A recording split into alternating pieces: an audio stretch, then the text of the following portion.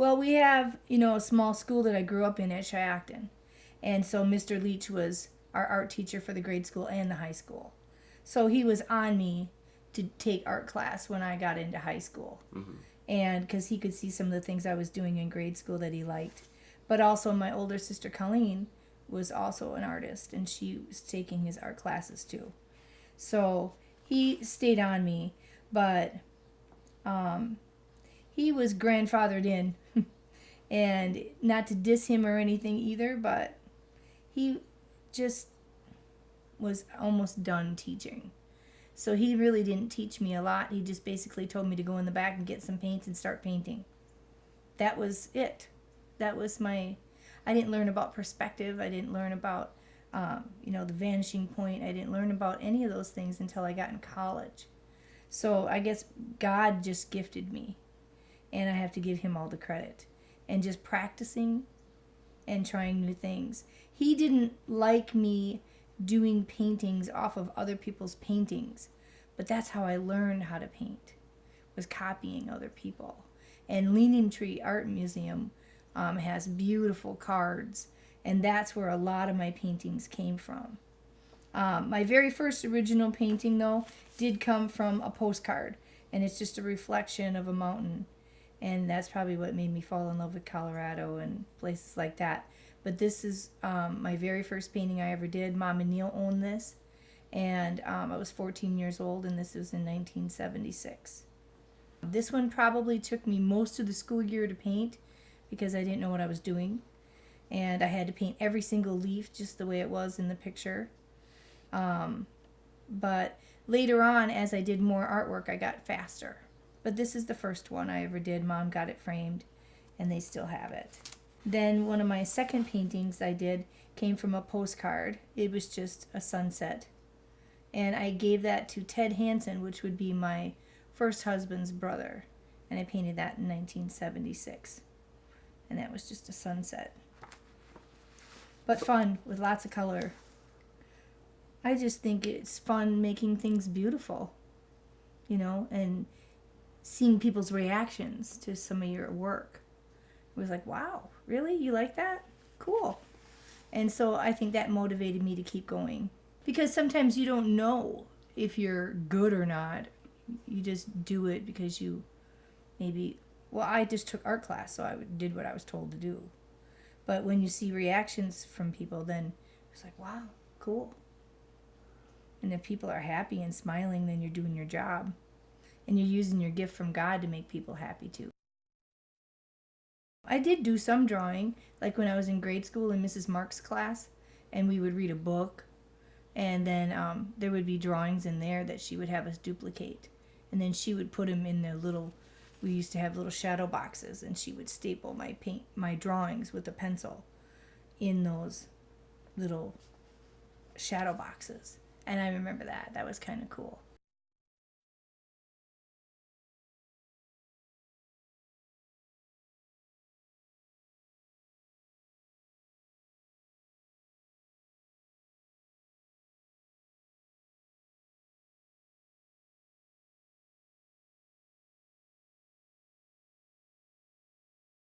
This one I did for Charlotte. Just a little pony with some raccoons and different animals underneath a tree. And I've used this background where you just kind of swirl it around in a lot of my artwork over the years. But this is one of the first ones where I did that in the background. I painted this for my first husband, Terry. And I tricked him because he was on an oil rig at the time in Wyoming. And Richard had done a painting in school on the back side. And it was really awful, actually. And I taped off my painting with brown paper. And I mailed it to him on the oil rig. And I told him not to take the paper off the back because they would need that paper when they framed it. And I told him I was an art major. And here it was Richard's painting, and it was all oranges and blacks, and it was trees, and it was the funniest thing actually ever. And he left the paper on it for days. And then I wrote him another letter and told him to take the paper off, and the real painting was on the back. Because he's thinking, oh my gosh, you're an art major? I don't even know if Richard knows that story. Or if he even remembers the painting he did. I don't know. But anyway, that was funny. And then here's another painting that I did for my friend Margie Fishbach and in 1982. And it's just birds on a windowsill.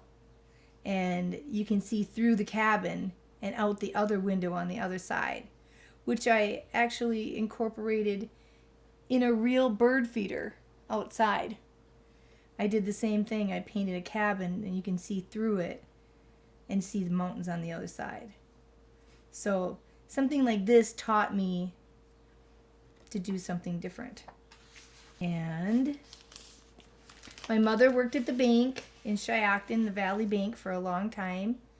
And so in 1977, I did this painting. All of the girls chipped in and gave this painting to their boss as a gift. And this is hanging in the bank. And this is one of my favorite paintings I've ever done. Okay, here's another painting. I'm going to go with some of the old pictures, the 110 film. We had an intern from UWGB for music. His name was Kurt Risch, and he went to a Carl Palmer concert, Emerson, Lake and Palmer, and he took a photograph and he wanted it blown up because he caught the drummer, which he's a drummer, right in mid coming down, and nobody could blow it up into a poster. So he asked me to paint it, and this is in 1978 and 79. And Mr. Leach would not let me do it in school because I was going to sell it to him. And anyway, so I did it at home. And I only charged him $40 too, but it just about killed him because he was a college student at the time. So, but anyway, I learned how to work with a lot of metallics. And there's a dragon on the gong. And so he teaches drums, and so he keeps that painting right we're in his practice room with his kids. So anyway, that is a painting I did back then.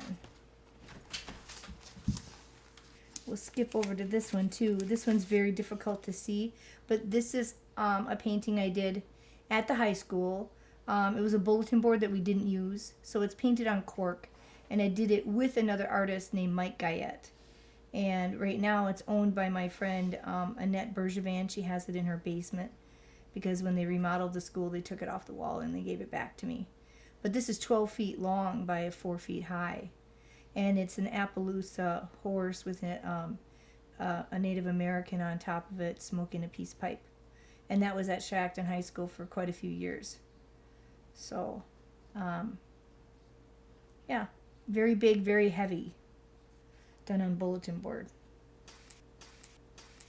But when I lived in Denver, I took a class, and this is when I first learned how to do pastels. And anyway, this is one of my first pastel paintings I had ever done of a Native American lady. And we had to find our own background and find our own clothes to put on her. But I loved working with pastels. I loved how it blended, and very southwestern. It was really neat. Another bulletin board that I also did at the school. This was also, it's right there hanging on my wall now. I do have that. But it was a bulletin board in the principal's office, and once again they weren't using it, so between my junior and my senior year they had me paint another Leaning Tree Art Museum painting. And years later, they made the room into a dark room and for photography. And Donnie was working up at the school, my brother Donnie. And so he scraped it off the wall. So it's really quite thick. It's cork with, what do you want to call it? Like burlap attached to it. So it's very thick and very heavy. And so I took some liquid nails, put it onto a piece of masonite, and had it framed. and I still own that one. Doesn't really go in my living room. I'm not into teals and greens, but it's mine. So that's that. I believe when I was a sophomore in high school, yes, in 1976, I did this painting with ducks. Another leaning tree. I copied. And this was a challenge for me to blend those colors because acrylics dry so quickly. And so I got it pretty close to the original.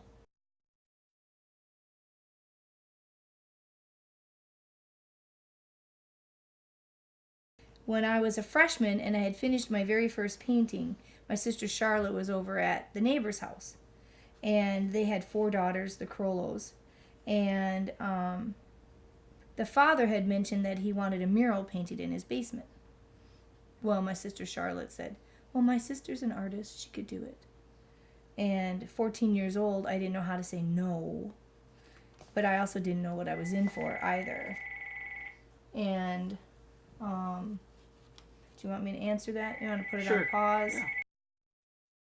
So my sister Charlotte volunteered me to paint this mural. We went down to the lumber company and picked out all this paint. Once again, I picked out a leaning tree art painting, and it covered his whole basement wall. It's 36 feet long by 7.5 feet high. And it took me about a year to paint it.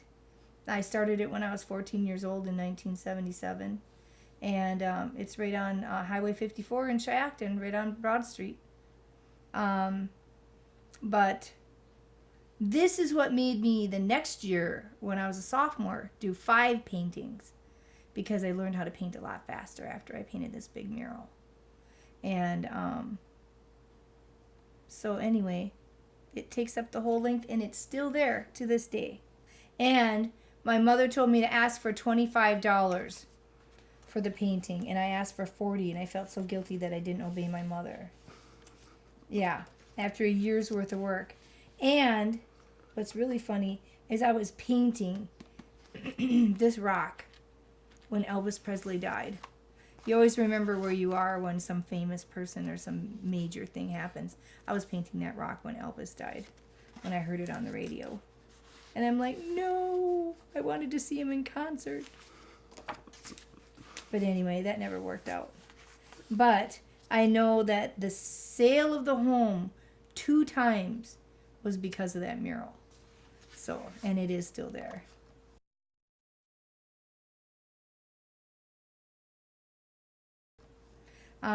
Just something simple, something I did for my friend Callie, for her son Jacob's room. Just a little Winnie the Pooh. No big deal. Jumping ahead, this is another one of my paintings that Charlotte now owns. And this is done in pastels, and this was done in 1986, also out in Denver. And it was in Betty Burke's class. She was a very good art teacher. And I learned a lot from her.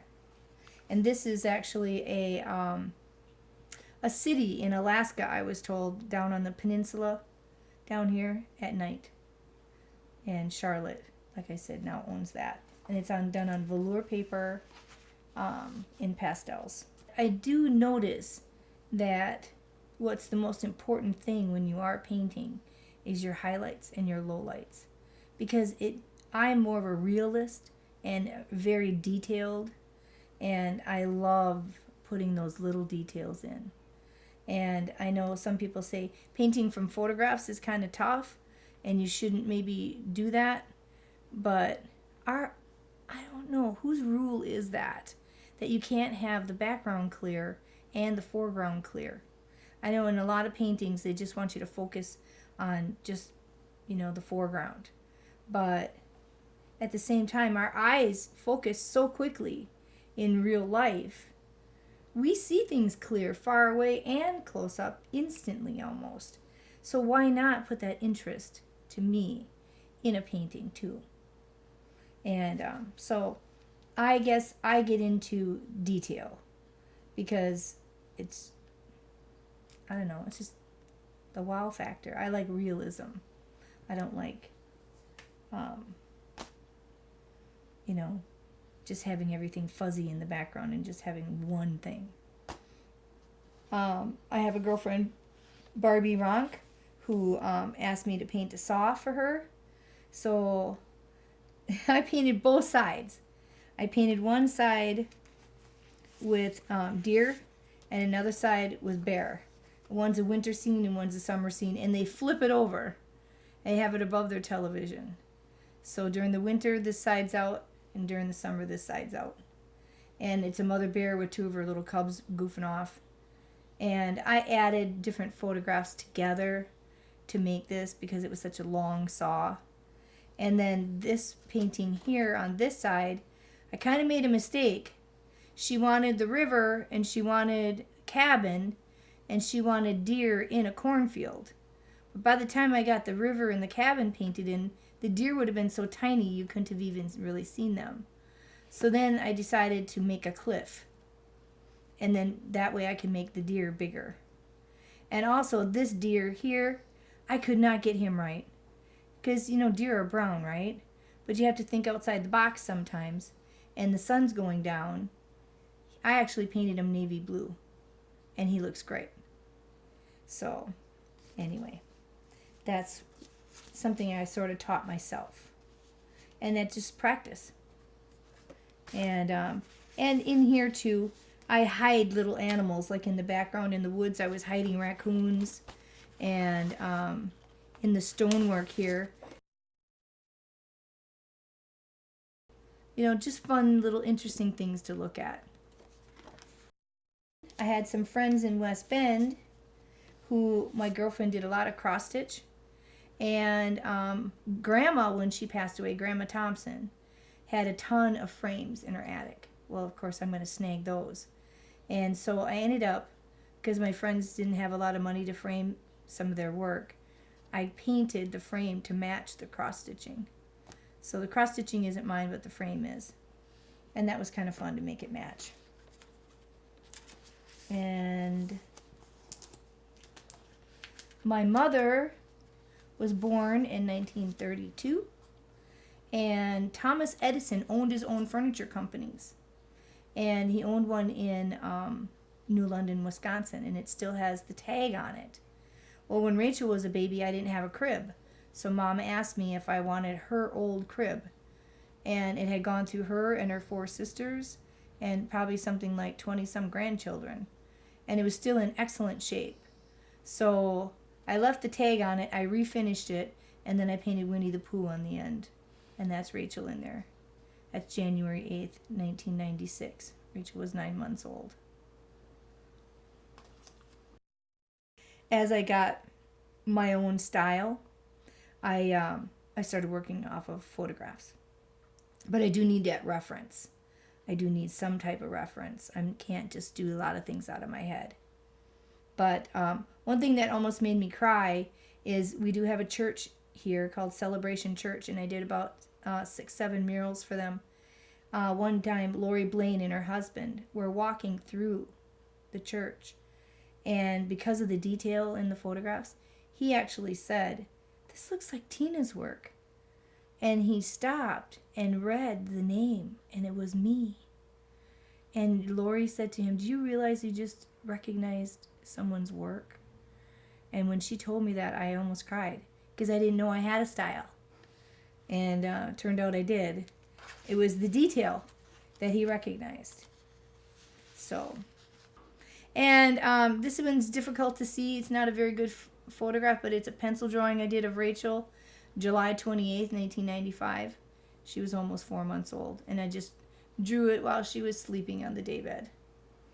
And I think I got her likeness quite nicely. This painting here was done for one of Landis's little friends, and they just recently painted over it, but they had it there for a long time, and he wanted a dinosaur, and he wanted him coming out of his closet to scare away the other dinosaurs. And so the room got painted blue, and I painted these dinosaurs for him, plus a volcano on the other side. And this turned out really cool. and it stayed there for a long time.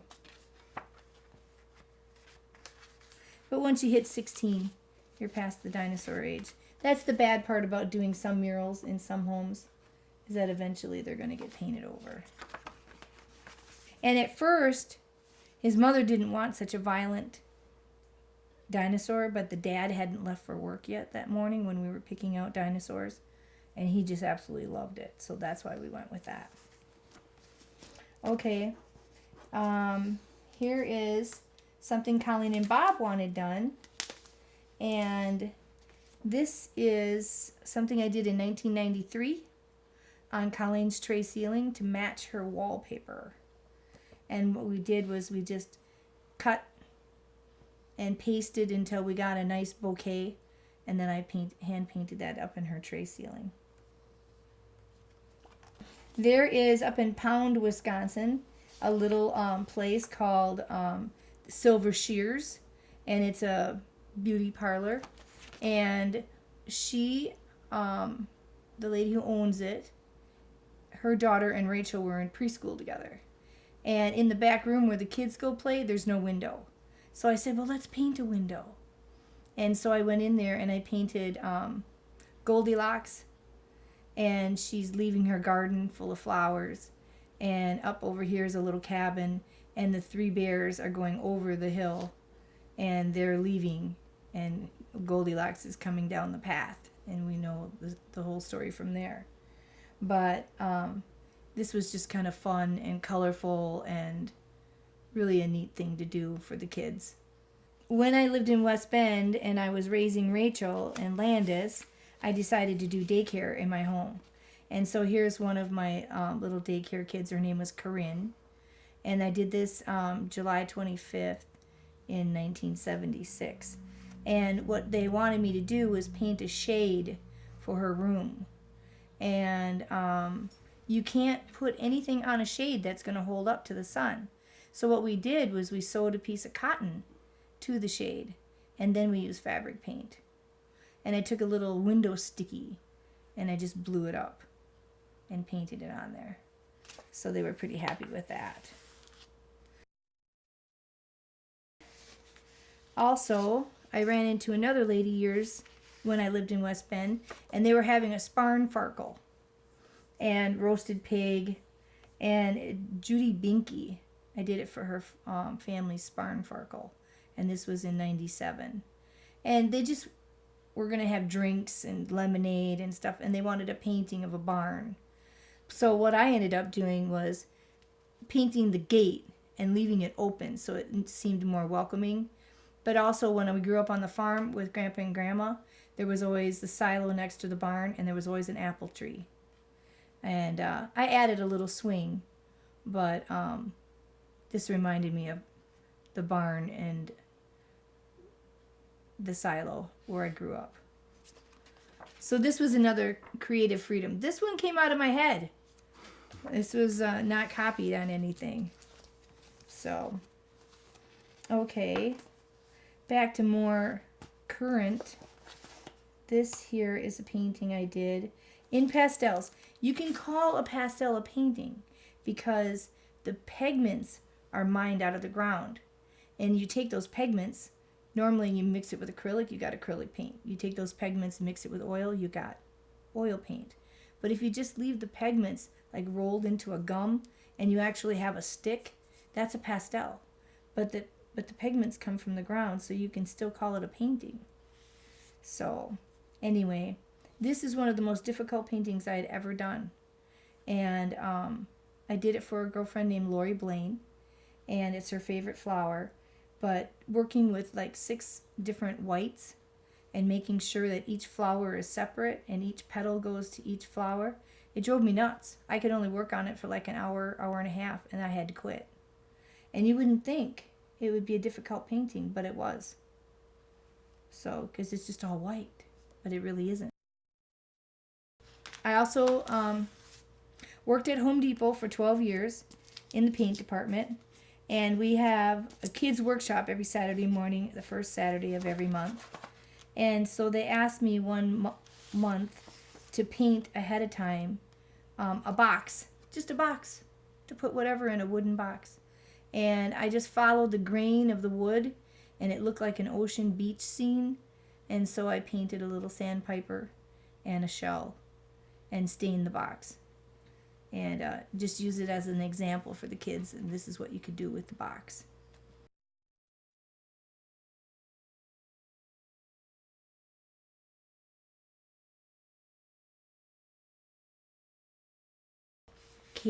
Karen and Wally Anderson, and these are some of their grandkids. And this is another thing that I was requested to do, and this is done in pastels. They take a family vacation up in Door County every summer, and she took this photograph, but then I did it in pastels on velour paper. And John Anderson from ESPN, these are his two kids from Sports Center.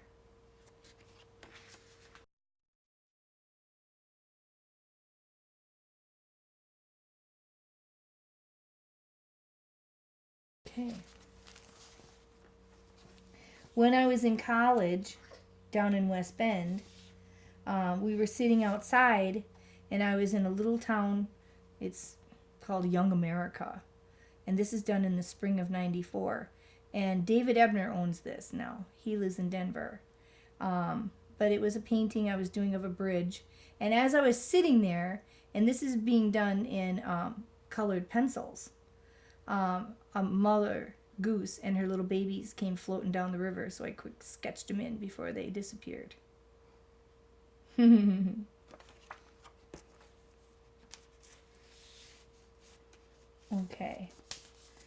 I also played around with a little bit of full finishing with my friend Angie Nader, and I did some grapes.